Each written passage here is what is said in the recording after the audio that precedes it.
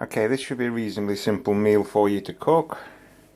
More or less everything in place there. Potatoes, ginger, bell peppers, two different types, red and orange. Preferably you would have four different types.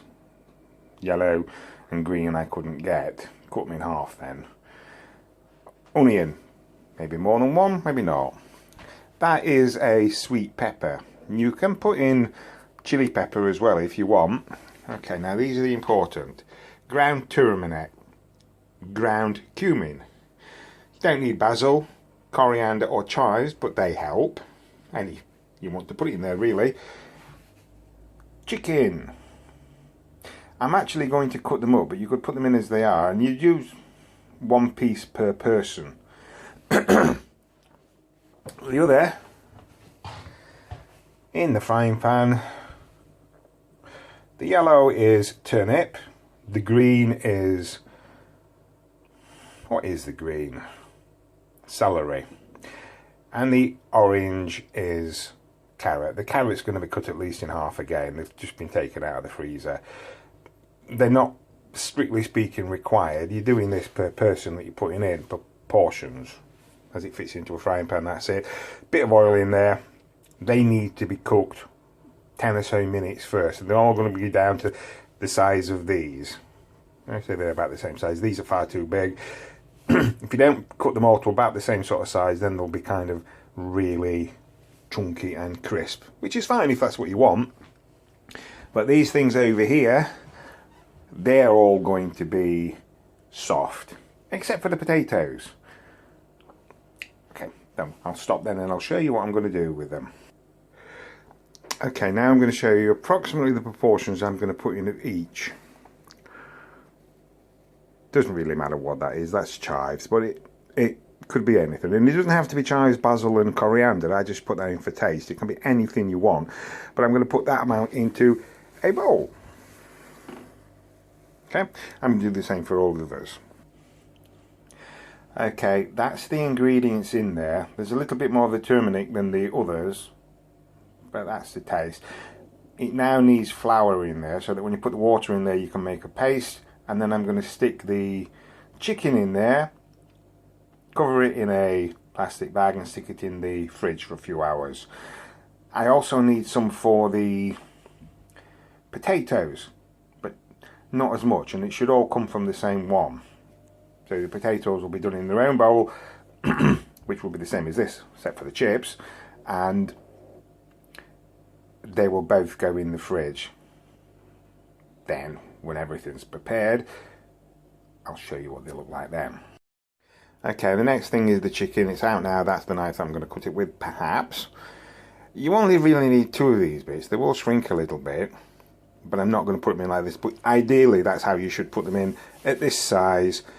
You baste them in that, which has got the flour in it now. Mix it together with the flour. I use a handful of flour. It's just the amount of paste I want to make. You'll see that in a bit. They're going to be cut into slivers. No particular reason for that, but that's what I'm going to do. Okay, that gives you an idea of the sort of size of the chicken pieces. They are that sort of size, one like this, my finger. They don't have to be that size, as I said.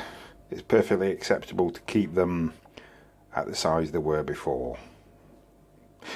4 pieces of chicken, that's enough for 4 people.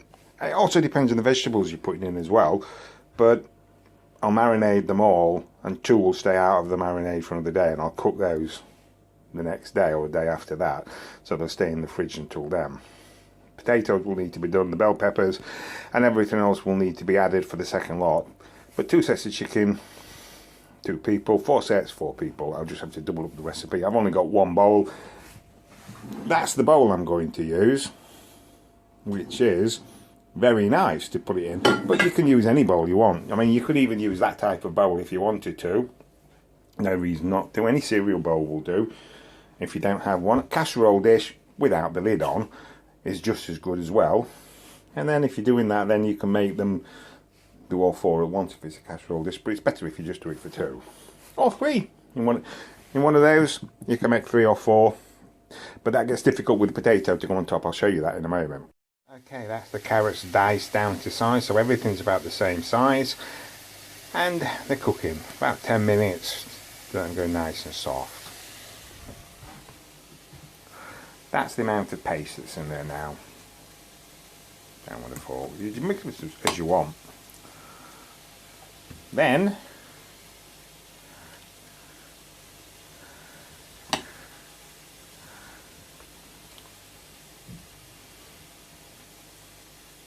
shouldn't really have put all the chicken in at one go, really. But that's it. That's your chicken in there. Then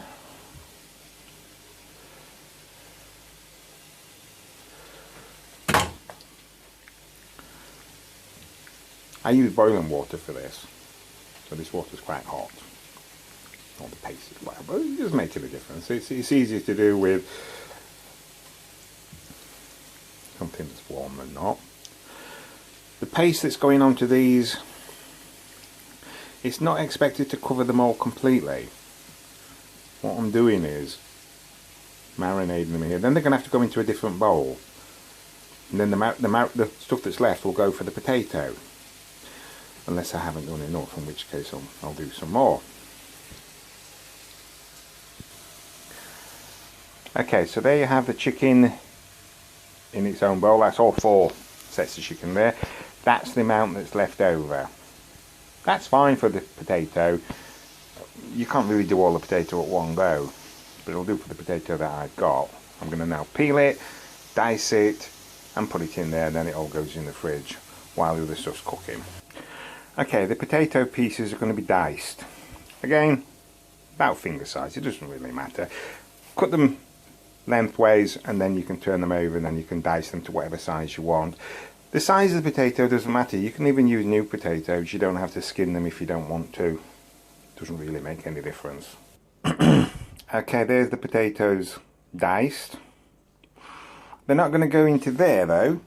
They're going to go into here. That's salt in there, boiling water when it boils. Approximately 6 minutes. Take them out, drain them, let them dry, and then put them into there. Okay, that's what you want your onion to be like. Cubed. I'm going to do the same to the other one. It's much easier to cut it in half and then peel it than to try and peel it first.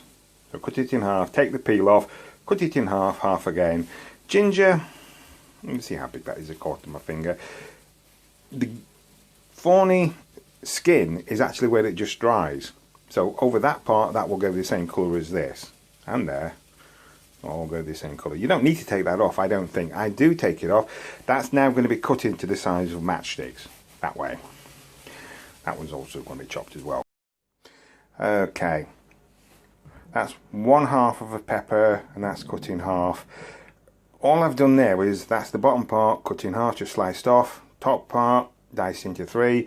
And these are just that sort of length. You can cut them again in half if you want. Pips, leave them in or take them out. They add a bit more spice to it. The white bits on the peppers, they need to come out. So on my peppers, there's nothing there that shows white. I mean, that's okay. But you don't want the other bits on there. So they'll come up. They'll be cut down to various sizes. Then they'll all go into the pot. Okay, so that's the Bombay. That's the potatoes done. They're called Bombay potatoes.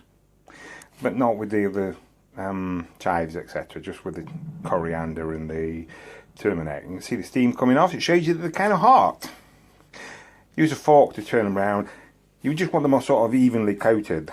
That one there is not very well coated, but I'll put that right in a moment. That's the sort of size of the sweet pepper. That's half of it cut up. Let's just take it, and that's the pan. Now that looks kind of nice. It would have looked even nicer if there was yellow and green in there. They all taste the same, except for the chili peppers. The bell peppers all taste the same, they just look different. So, we'll get the last 2 bits on. The onion's in there, everything else is in there now. It's not been on heat for 10 minutes yet. About 10 minutes for the carrots and the celery and the turnip to get a bit softer. Bit of olive oil. You can see some oil in there. And then you just turn it around, heat it up. That's that done then. Then that can go into here. And You just wait for the other stuff to be ready. You can see the matchsticks in there from the ginger. You can add other things to it as well if you want. There's no reason why you shouldn't add something as disgusting as mushrooms in there if you like mushrooms. You want to eat fungus, go lick it off your bathroom wall, I always say. The onion that was cut, that's what it looks like now. I just broke it down a little bit by pushing off some of the slices. You don't have to do that, it will do itself. The reason why it's in there is to let it caramelise a bit and sweeten up a bit. You can add leeks to it as well if you want. You've got to remember that every bit of vegetable you add into that, you can add apple as well, and I suppose dried fruit like raisins, sultanas. Everything you add adds to the amount that this is going to feed. I've only put in really enough for 2 portions for the potato. You saw the size of the potato. This is probably more than enough for 2. The more you put in, the harder it would be to go into something like that. And that's my oven gloves that should have got washed. But I think I'll put them in the oven. Not in the oven, in the washing machine. Okay, so that's now starting to heat up. Once it's ready, I shall put it into here without this, and I'll sprinkle over the lemon and lime juice.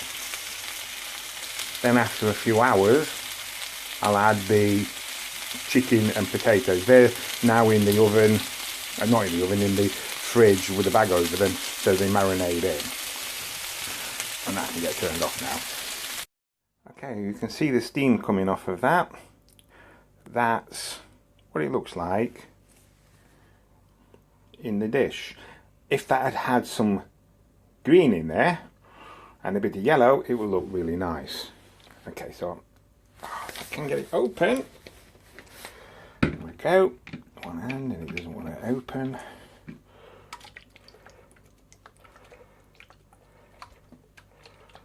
That's how much I'm going to put in. Like you were sprinkling vinegar on your chips. I'll do the same for the other one. I'll put the chicken on top, and then the potatoes will go all around, but you'll see that in a minute. And then it takes about 45 minutes, an hour to cook, depending on the size of the chicken. And the potato, about 200°C. I quite often do it at 150. I prefer to cook at that, but if you do it at 200, everything's much more crispy. Okay, that's what it looks like before it's cooked.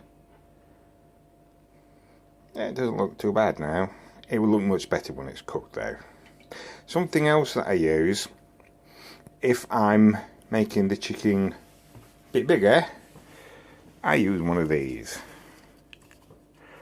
Now obviously you're going to use something smaller than that if you ever do, but this is cheaper, better, and I just light it up with one of those, and then I burn it all in. Actually, I burn it in on the plates before I put it into there, so it's all dry on both sides so that none of it's getting rubbed off, but it doesn't really make any difference. I'm now going to cook it for 45 minutes, 200, and let you see what it looks like.